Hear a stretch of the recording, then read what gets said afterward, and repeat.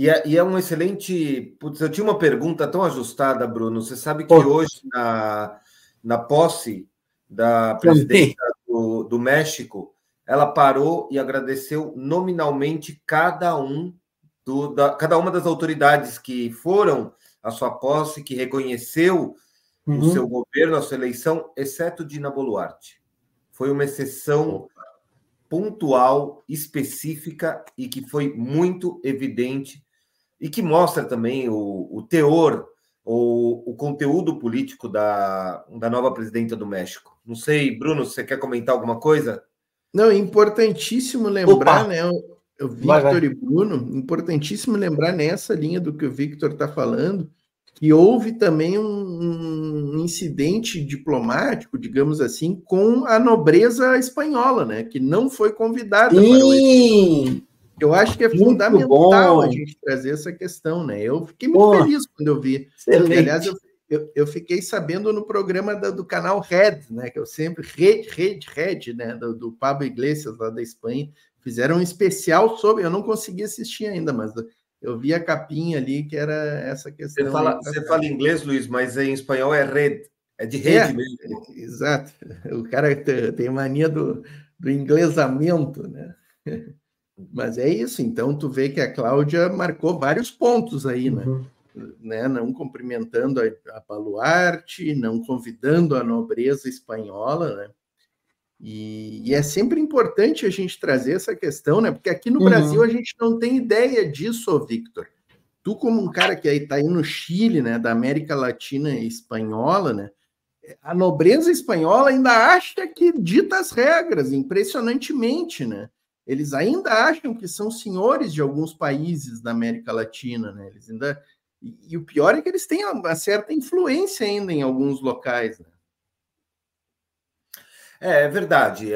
Aqui no Chile, pelo menos, o que são os meios latino-americanos, ainda fazem a cobertura do que é a realeza espanhola, apesar que só dá vergonha ultimamente, né? Com as imagens... Vamos entrar um pouco na farândula, de comentar que as imagens do antigo rei da Espanha com as amantes, que saíram nessa última semana, mas o importante é comentar que essa visão colonialista que muita gente ainda mantém no Chile, na Argentina, nos países que eu conheço, alguns do México, muito na oligarquia boliviana também, é bem complicada.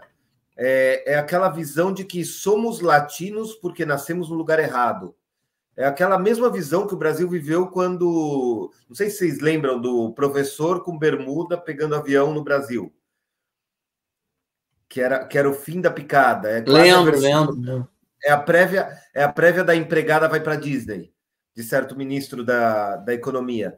Então, você está vivendo um mundo complicadíssimo. E eu falava, Bruno, a notícia da semana no Chile, por exemplo, foi quando descobriram que a ex-ministra da Educação, do Sebastián Piñera, que foi um governo de direita que enfrentou o que foi aquele movimento contrário e o estadido social, que a gente chama em 2019, que é parecido com o passe livre.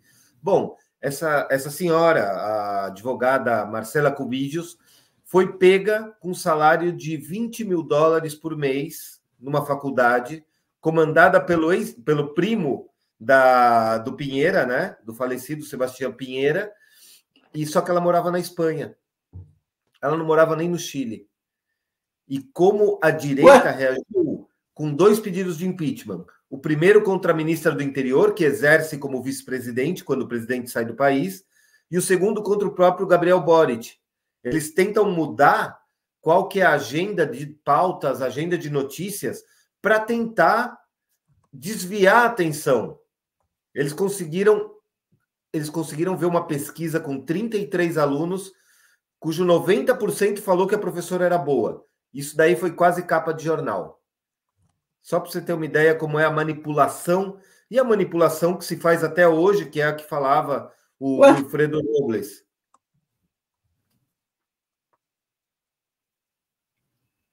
Bruno. Pois é.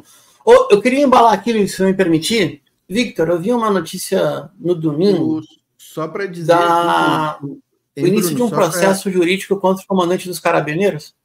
Exatamente. Ele foi formalizado. Vai. Eu tinha informação, eu não tô conseguindo achar a informação agora, mas ele foi formalizado pelas pessoas que foram atingidas e foram feridas durante o estallido social de 2019. Ele, como comandante em chefe, ele responde pela ação dos seus subalternos. Estamos falando de cerca de 4.000 pessoas que foram atingidas, feridas. Eu fui um deles, por sinal, estava com uma câmera desse tamanho, com uma lente branca gigante, e tomei um tiro na perna. Teve mais de 1.000 pessoas que foram tratadas nos hospitais, 400 olhos perdidos, porque a polícia atirava com bala de borracha na altura do olho. Em Pernambuco teve um caso desses. Teve. Que 2 pessoas perderam a visão parcial, né? Por causa dessa tática de atirar com bala de borracha numa altura mais alta, numa altura não apropriada para o uso dessa arma supostamente não letal. Então, nisso, o general Yáñez, aqui do Chile, ele renunciou antes de ser formalizado, ele apresentou sua renúncia, e depois, agora ele está sendo formalizado, e a fiscal, que é a Teresa Chong, ela apresentou os números pelos quais ele estava sendo formalizado. Ele apresentou o número de feridos, o número de pessoas que foram feridas por balas de borracha, cerca de 1.100 pessoas, o número de olhos que se perderam nessa época, foi bastante grave. Bruno. Pô, impressionante. Não, tenho mais uma pergunta. Eu li errado, ou então o titular da Justiça, André Chadwick, também está respondendo pelo período? Ele está respondendo por tráfico de influência e corrupção na época que ele... Não sei se você lembra a última vez que a gente conversou sobre o advogado Luiz Hermosilla, que indicava ministros para a Corte Suprema. Então, pegaram uns chats de WhatsApp dele com o Hermosilla, e ele também está sendo denunciado. E ele é o reitor da faculdade que pagava $20.000 por mês para a professora na Espanha. Da Católica ou de Los Angeles? Universidade San Sebastián. É nova, então? Outra privada. Não é nova, mas é complicada a situação. Não é por novidade o caso da San Sebastián. Tem a ver mais com... É uma instituição privada. Você sabe que aqui a educação superior do Chile é privada. Você não importa o curso que você fizer, na faculdade que você fizer, você sempre tem que pagar. A única exceção são as bolsas de estudo que o Estado entrega. Aqui no Chile a gente tem um Estado que entrega. Eu mesmo não teria direito nenhum, porque eu ganho mais de... Eu não chego a ganhar 2 salários mínimos e mesmo assim eu sou parte de 99% do salário mais alto do Chile. Então é bem complicada a situação, mas as pessoas com necessidades têm uma espécie de ProUni, onde o Estado entrega bolsas de estudos para faculdades privadas, mas não existe alternativa da faculdade pública. Não existe educação gratuita no Chile. Ela sempre é paga, seja pelo Estado ou seja por você. E a Universidade San Sebastián, ela ficou bem marcada porque nos últimos anos ela ganhava milhões e milhões de dólares em projetos de educação quando o governo de direita estava no poder. Tanto que ela contratou, o seu reitor atual era o ex-ministro do interior, o primo do Pinheira, que tomou um impeachment e tem 5 anos de inabilitação política, e a ex-ministra de Educação era professora lá. E uma das obrigações, o regulamento da faculdade, da Universidade de San Sebastián, diz que se você não tiver mestrado, você não pode dar aula. Ela não tem mestrado. E ficou 4 anos, quase 3 anos, ganhando esse salário de $20.000 por mês. Botando em reais, R$100.000, R$110.000 por mês, sendo que mais de um ano ela morou na Espanha. E hoje é candidata. A gente está falando isso de uma... Aqui no Chile se fala de uma caixa 2, literalmente de uma caixa 2 política para financiar a campanha da direita. Perfeito. Luiz, só um pouquinho, só para fechar, o pessoal poder entender. O Chadwick, ele é reitor hoje nessa universidade? É isso? O Chadwick, ele é reitor. Ele renunciou. Então, pessoal que não é do Chile, não está tão versado em temas chilenos, Victor, vou tomar o atrevimento de explicar, você me corrige se eu explicar errado. Dois jovens juristas que flertavam com o fascismo e apoiavam Pinochet ajudaram a escrever o texto guia. Eu não sei como é que chama isso, Luiz, no juridiquês, a tese guia, o texto base, como se fosse... Na Constituinte brasileira, isso é pouco lembrado, chegou-se a cogitar fazer uma pré-constituinte com notáveis juristas. Lembra disso, Luiz? Antes da eleição da Assembleia Nacional Constituinte. No caso chileno, alguns jovens juristas e alguns velhos juristas foram escalados para criar o texto base da Constituição da ditadura do Pinochet. Dentre eles, um dos direitos retirados foi o direito à moradia. Não tem direito à moradia. Moradia é uma conquista. A pessoa conquista ou não tem. Ou morre na rua, mora na rua. 2, então, jovens juristas foram redatores do texto base. Não é? Acertei? Jaime Guzmán, Andrés Chadwick. Exatamente. O Jaime Guzmán, que foi justiçado pelo MIR, né? Foi nem sei, pelo braço armado. Não. Foi a Frente Popular, foi a Frente Patriótica. Pelo que foi o Maurício Norambuena, que esteve preso no Brasil, ficou muito tempo preso no Brasil, isolado, e que agora foi transferido para o Chile, foi extraditado, e aqui no Chile ele cumpre outras penas. Então aí você tem um jurista que foi mandado para o inferno tardiamente, já em democracia, e o outro que continua nativo, é reitor. Luiz, mais ou menos é como se fosse, não é? Foi ministro do interior que ordenou... Vice-presidente do Chile. Foi vice-presidente do Chile. Que isso, cara? O que é isso? É a direita, cara. Absurdo. Eu sei, eu tô só reclamando. Aquela coisa do Trump ser... do presidente dos Estados Unidos não poder cometer um crime porque ele é presidente, é isso. É exatamente isso. É a direita onde a primeira-dama do Chile, a esposa a viúva hoje, do Pinheira, quando soube que estava tendo uma revolta social, eu lembro, um áudio falando que os alienígenas estavam invadindo. Já ouviu esse áudio, Luiz? Não ouvi. Cara, é fantástico, é fantástico. Eles pegaram um áudio de WhatsApp dela, no qual ela fala para as pessoas do seu núcleo, né, social, tomarem cuidado, tomarem precauções, porque estava tendo muita movimentação e os alienígenas estavam nas ruas. Então, ela é da mesma turma da galera aqui de Porto Alegre, durante os acampamentos nos quartéis aqui, Bruno, que levantaram os celulares aos céus para ver se os alienígenas viam os pedidos de SOS deles, é na mesma linha. Botava SOS. SOS alienígena. Mas sabe o que eu ia dizer quando vocês estavam falando? Eu estava pensando aqui que a direita sempre tem juristas renomados para fazer o serviço sujo de legitimação dos grandes golpes, né?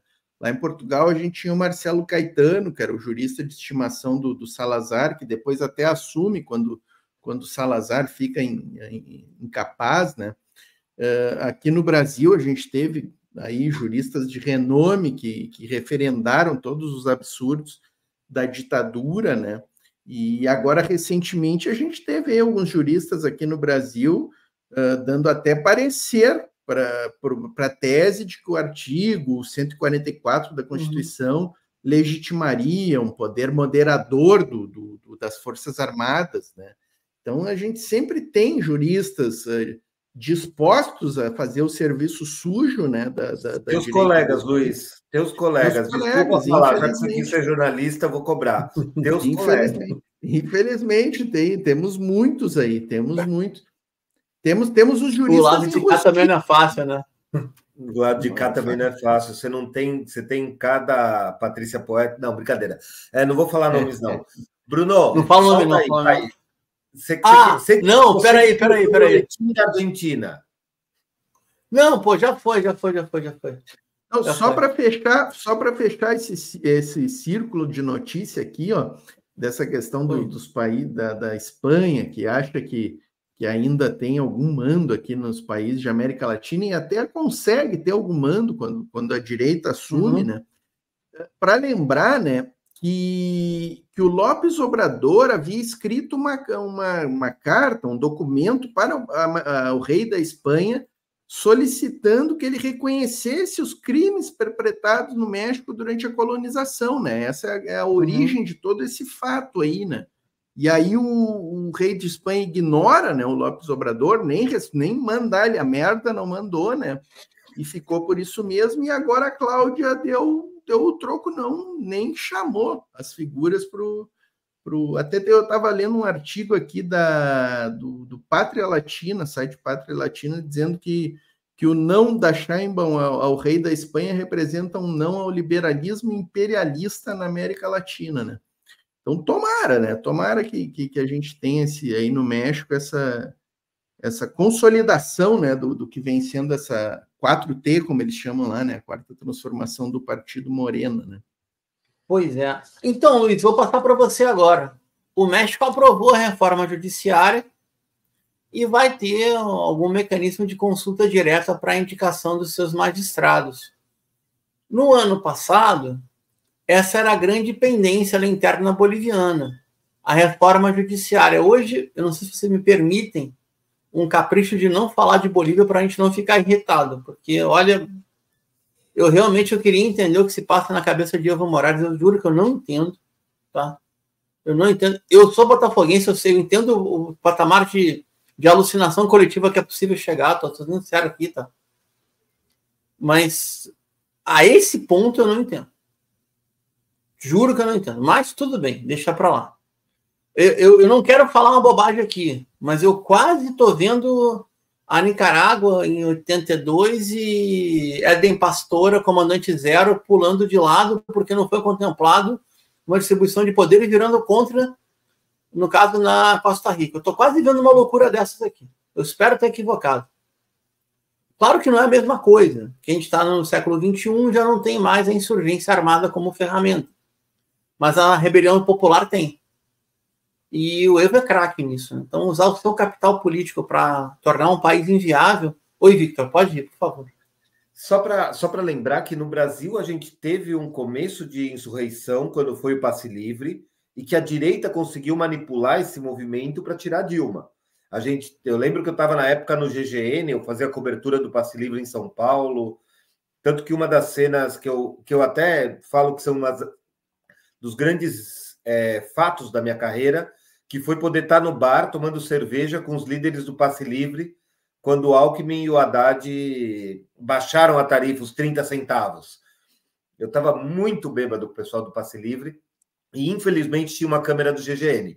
Mas o mais importante o que está fazendo o Evo é expor um governo popular, um governo social, um governo com uma visão e abrindo caminho para uma direita que na Bolívia não é impossível. Abrindo caminho, por mais que a Janine Áñez esteja presa, ele está abrindo caminho para o que pode ser anos de terror. Eu quero lembrar, Luiz, não sei se você acompanha, mas, por exemplo, o governo do Evo Morales, ele teve uma marca econômica muito importante. Ele foi o país que mais cresceu economicamente durante o período de governo do Evo Morales. O Brasil não ganhava, o Lula não ganhava, o Kirchner não ganhava, no Chile a Bachelet não ganhava. Quem ganhava sempre, a principal economia a crescer era a Bolívia. Claro que o patamar do qual ela saiu era muito inferior economicamente falando, mas a ponto dele colocar esse momento, esse espaço de conquista política para a direita, quando a esquerda se divide, a direita ganha. A gente viu mais de uma vez, quando os votos de esquerda se dividem, quem ganha é o candidato de direita, que teve 30%, 35%, e o resto ficou dividido entre 2, 3 candidatos de esquerda. É isso aí. Então, é isso aí, Victor, você me deu uma ideia agora, não sei se o Luiz concorda, em outro momento, não vai ser nesse programa, quer dizer, eu proponho que não seja nesse programa, para a gente não inverter a pauta do programa, fazer um debate sobre 2013. Eu não quero marcar aqui, eu tenho uma leitura um pouco divergente, tenho factual para comprovar, mas deixa para outro momento. O que eu acredito que a gente possa agora, vocês me permitem, avançar só um pouquinho, até pelo andar da hora, eu sei que o Victor acorda muito cedo também, e trabalha... Então, trabalha de forma alucinada, tem seu trabalho muito, Victor, então, Nossa Senhora. E o Luiz também, ralando nesse canal sem parar, dando a sua contribuição inestimável, um canal que cresce horrores, tá? Eu queria trazer uma informação que eu ia compartilhar com o Dr. Wilfredo e não deu tempo. Me permitem, por favor? Claro. Temos um problema. Temos um problema grave. Buquelização na Grande Lima. Vou explicar. Existe uma crise de segurança pública em alguns distritos da Grande Lima. Lima é uma prefeitura parecida, creio eu, com um desenho geográfico chileno, são micromunicípios, e tem uma governação metropolitana. Então, a Polícia Nacional Peruana, que seria... meio que lá tem polícia municipal e polícia nacional, tem polícia dos departamentos ou regiões, que seria o estado aqui. Então, um governo que já é caicaica, da Dina Boluarte, ilegítimo, ela responde a um monte de coisa. Assim, ó, se tem uma distopia da Lava Jato, é o Peru. O Peru é onde a Lava Jato deu certo. Inviabiliza todos os governos. Não governa, não deixa governar. Mas eu queria dar uma notícia aqui, que eu separei por outro trabalho que eu faço, mas aproveito para trazer para cá. Então, vamos lá. Militarização de parte da região metropolitana de Lima, capital do Peru. Avaliação. O modelo Bukele se reproduz novamente, alegando insegurança pública, decreta um estado de emergência, onde falta patrulhamento ostensivo. Vem do último domingo 29 de setembro, foram decretados 60 dias de operação em distritos de Lima e Cachal. Cachal é o porto conexo a Lima. As Forças Armadas, em conjunto com a Polícia Nacional, vão patrulhar alguns distritos declarados de emergência. Queria alertar por um detalhe aqui. Desde o golpe parlamentar que destituiu o presidente eleito Pedro Castilho e a posse da então vice-golpista Dina Boluarte, esse governo ilegítimo já 13... Luiz, tu que é jurista, ó, 13 ministros do interior. De 2022 para cá, já teve 13 ministros do interior. No domingo 29 de setembro, a partir das 18 horas, efetivos do Exército e da Marinha do Peru se juntaram, já que está ocorrendo, à Polícia Nacional Peruana para algumas ruas um pouquinho mais complicadas de Lima e Cachal. Ruas não, distritos. Tá? O general Felipe Monroy, que é a chefe da polícia da região policial de Lima, que seria algo equivalente ao comando de policiamento da capital, já confirmou que os comboios serão mistos, ou seja, vão fazer a mexicanização das Forças Armadas peruanas. Aí ninguém tem obrigação de conhecer a geografia de Lima e Cachal, um pouquinho a gente conhece aqui, e mais ou menos tem os lugares onde vão militarizar a vida em sociedade. Olha só que coincidência. Não está Miraflores, não está Barranco, não estão os distritos turísticos. Só tem bairro popular aqui. Ancon, Ate, ou densamente povoado, Luiz. Ancon, Ate, Caraballo, Comas, Independência, Olivos, Chosica, Puente Piedra, Rímac, Lurigancho, São Martim de Porres, que é povão, Santa Rosa, Rímac e a gloriosa Ventanicha de Cachal, zona portuária, lá é barra pesadíssima, tá? E a Vicha é de Salvador. Então, nós estamos caminhando, já te passo, Vitor. Nós estamos caminhando, só para fechar aqui, para um modelo de buquelização. Se vale a boa notícia, o Uruguai fez um plebiscito para não permitir que isso acontecesse, e ganhou. Fica à vontade. Salve o paizito, né? Salve o paizito.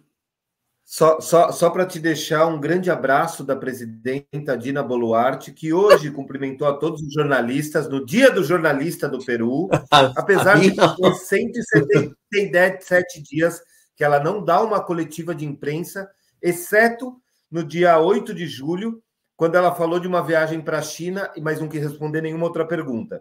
Então, em nome de Dina Boluarte, um abraço, um grande abraço em espanhol para ti, Bruno, já que você gosta de falar da nossa querida presidenta peruana, que tinha que tomar umas 3 garrafas de pisco para ver se acordava desse pesadelo.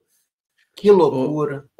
Victor e Bruno, nem todos os presidentes têm coragem de dar coletivas de imprensa abertas, assim, inclusive para meios internacionais, como, por exemplo, o Maduro, que deu uma coletiva de imprensa com o Washington Post, com os órgãos de imprensa da direita colombiana presentes, né? Nem todos têm essa coragem. Né? Dina Baluarte, aí que tu falaste agora que há mais de um ano que não dá uma coletiva, né?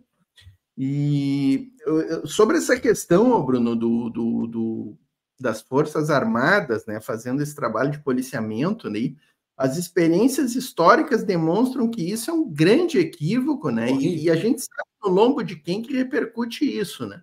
Tu acabou de falar aí que é só nas periferias, né? A gente tu falou na mexicanização, mas a Colômbia também, né, demonstrou que é um grande equívoco colocar Forças Armadas para combater criminalidade, né, narcotráfico. O que acontece, né? Em resumo, assim, para resumão do resumo, né? As Forças Armadas acabam se corrompendo, gente. Não tem.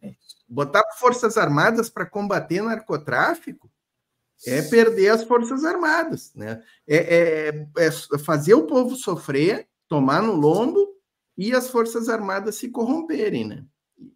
E a história demonstra que isso aí não dá certo, né?